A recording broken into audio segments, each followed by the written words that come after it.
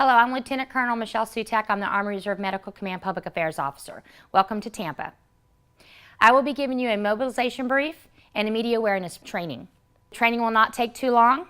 The overview that I'm going to be giving you is mobilization briefing, media awareness training, troop cards, formal interviews, and public affairs concerns, and social media briefly on Facebook, Twitter, YouTube, those type of social media sites. What is news? Now I would ask you, there are several things that can make the news. Deployments, accidents, incidents, conflict, sports, achievement, any type of community engagement type of event that you might be in.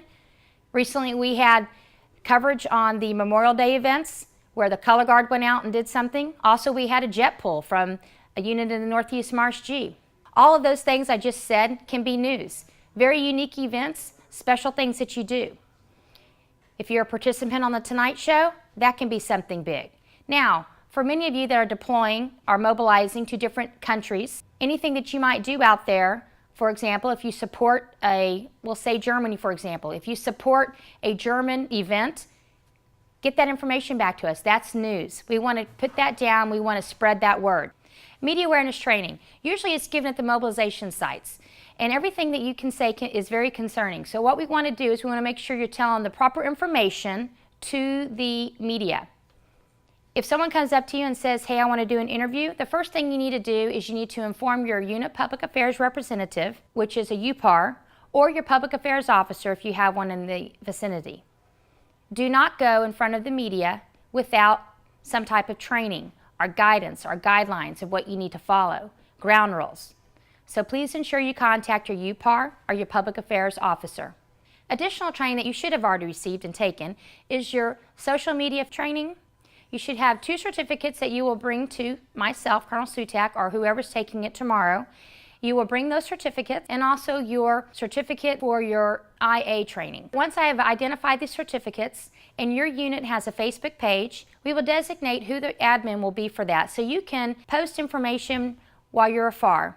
So you can keep your family and your loved ones, friends, connected. Who should talk to the media? Soldiers and junior leaders. That is who we want out there telling our Army story. They tell it the best. Now before you go out there and tell your story, you need to make sure that the person you have talking before you is a credible source and reliable. Also, senior leaders can provide perspective. They can inspire soldiers as well. But a lot of times, the family members back home will want to see their soldiers out there in front of the cameras. Spouses and family members, if you are deployed or mobilized and your family is back home and the media wants to contact them, please tell them to get a hold of the public affairs officer, Lieutenant Colonel Sutak, or whoever it is in your district at that time, and ask them to coordinate through them. That way we can help your family to accommodate them through the media interviewing process. For those who we determine is going to talk to the media, we need to be sure that they know what they can talk about. You can talk about your job, your everyday life. You are twice a citizen. So you can talk about if you are in your civilian job, if you're a dentist, you can talk about that, or if you work at Walmart, or whatever it is that you may do. In your military job, if you are a healthcare specialist, or if you're a combat medic, or if you're an officer in charge of a battalion, you can talk about that. So you're going to talk about your daily events that you do, whether it's your civilian job or your military job. You never want to give your opinion. When you're out there talking to the media and you're in your uniform, remember you represent the United States Army. You represent the military. So you need to keep your personal opinions to yourself. You need to only talk about what's in your lane, and you stay in your lane. If you're a healthcare specialist or a combat medic, you talk about what combat medics or healthcare specialists do. You can share personal experiences. We do like positive personal experiences shared, but sometimes there are some negative experiences that help you grow as you move along in your career. So again, I repeat, you need to keep your personal opinions to yourself. And again, you can talk about whatever you do in your operations, whether it's in your civilian or your military career. Personal experiences are always good stories to share. Telling what you experienced and what has helped you or why you joined the military, why you're still in the military, and why you do what you do as an Army Reserve soldier is a great story to tell. Another good thing to talk about is your family, how they support you. What do they think about you mobilizing? So those are always good stories you can revert to. And again, remember, the media might want to reach out and talk to your family members. So we want to make sure that that is okay. Upon your arrival coming here, you had a hometown news release that you needed to fill out. Once you filled out that hometown news release, please indicate on there, on the form, where you want us to market this information. For example, I am from Davis, Oklahoma, so I would want to market to Davis, Oklahoma News. It's called the Davis News. I'm also an Oklahoma University graduate.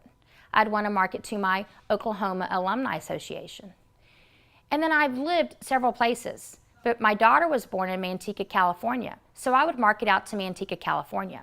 So those are the type of things, especially if you know the papers, it would be great to share on your hometown news release. Let me take a moment and talk about social media. We have Facebook pages, we have Twitter, we have YouTube, Flickr, we have all kinds of great ways to reach out to the public.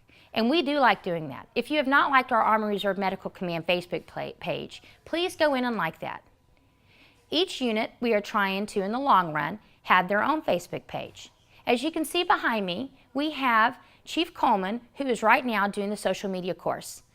Again, these are the pieces of paper that you'll be bringing to me tomorrow when you arrive to Pinellas Park headquarters. Depending on where you go on your mobilization or deployment, you may be given a troop media card. The troop media card is guidelines, tells you about the do's and the don'ts of what you should be talking about to the media. It also provides you what the mission is, the vision, what the guidelines are within the theater of operation you may be in. And also gives public affairs guidance and information from your op order. A lot of times it will have key messages and command messages. It will have the talking points that we would like you to highlight while you're out doing a humanitarian mission, a deployment, or maybe a vibrant response exercise. Additionally, on the troop cards, it will have information, like I said earlier, the do's and don'ts. We do not want you to lie to the media. If you do not know what is going on, you need to say, I'm sorry, I don't have that information right now, but I can get that to you. Or you can refer them to the public affairs officer or your unit public affairs representative if you are not sure of an answer to a question. Avoid saying no comment. We do not want you to say that. We also want you to stay on track, stay in your lane, talk about the specific question that was asked. And remember, everything is on the record. Now, a lot of you may leave here. Once you depart, you'll go back home, and someone may find out in your small town that you are mobilizing. They may want to have an interview with you. This is perfectly acceptable. But what we would like you to do is we would like you to contact the public affairs officer or the unit public affairs officer so we can coordinate with that local media or that radio or the newspaper so we can coordinate questions and guidelines and help assist you in preparing for an interview. We can also be a third person there if you would like by telephone, and we can help monitor the interview if you become nervous or if you need assistance. If you do get a call from the media, please contact me and I can sit down with you and we can come up with some good talking points for the media. If a local media agency reaches out and contacts you, please talk to your commander. Let your commander be aware that this is going on. Make sure you have the who, what, where, when, and why they're doing the interview, the time, the location, the date, and then after all that's done, we need to find out when this will be publicized, whether it's in the newspaper, on the radio, on their Facebook page. When getting ready to do an interview, you may want to sit down and ask 5 questions you want to ask them, 5 questions you think they will ask, and also 5 questions that you hope they do not ask. The reason why is we want to be prepared to be able to answer all of the positive and not so positive, the negative questions.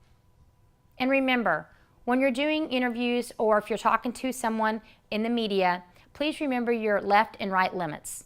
Stay within your lane.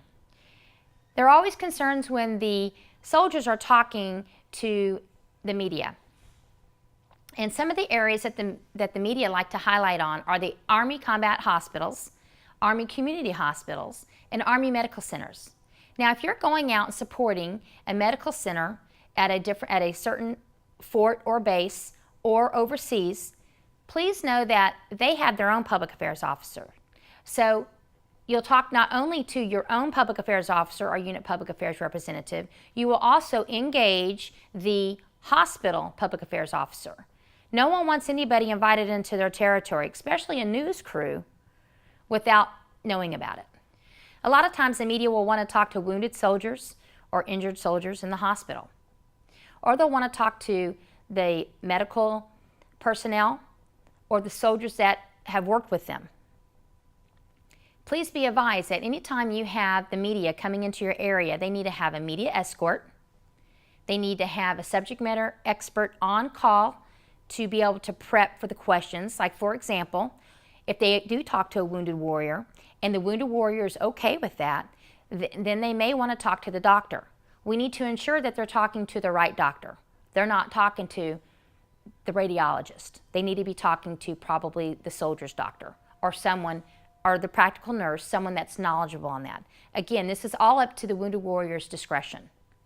If you are a soldier and have been working with the wounded warrior, I would advise you to only talk about what your job was in helping a soldier, not necessarily the wounded warrior, but what you do in your job as a soldier healthcare specialist and assisting them in helping them get better. Let me go back for a moment. If we do decide to do an interview with the wounded warrior, you must get the picture-taking consent form signed. The soldier needs to say, it is okay for you to take my photo, and then you need to have a consent form, whether it's just on a piece of paper that says, Lieutenant Colonel Michelle Sutak, who was wounded in combat, gives the media from the Associated Press permission to take my photo and to do a story on me. Also, if the media decides to take your photo, please ensure you are not wearing your badge or your military ID card, because this does not need to be out to the public. That is an operation security measure, so we do not have other people out there making their own ID badge and walking around into our hospitals. I do want to stress one thing.